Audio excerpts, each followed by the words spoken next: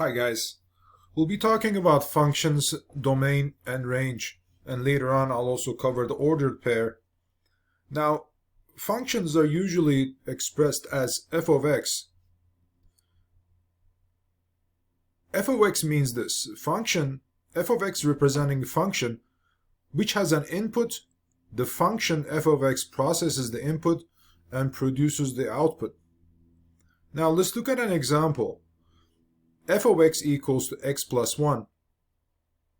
X here represents the input. It's a placeholder.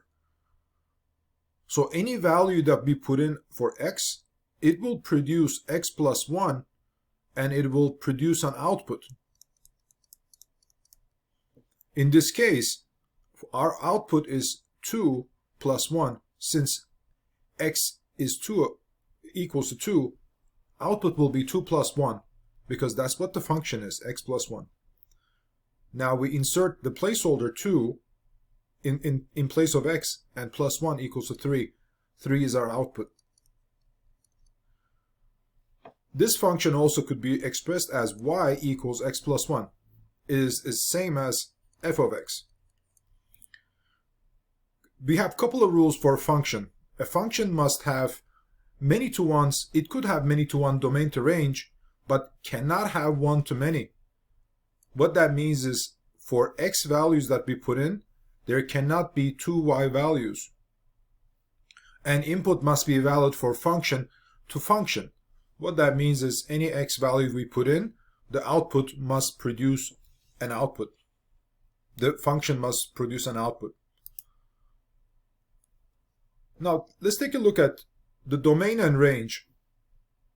Domain are the x values that we choose as an input. Domain at input. And range will be the output. What does that mean? The values that we put in domain area must go through y equals x squared in this example and produces the output, which is the range. This schematic here shows a typical example of a domain and range, values that we have in the domain ending up in range because the domain values go through the process as a function y equals x squared. Now if we need to put some domain values here, 2 will correspond to 4, 6 will correspond to 36, 4 will be 16, and maybe 8 will be 64. Why? Because any number in the domain range will be produced with y equals x squared and creates the output in the range area.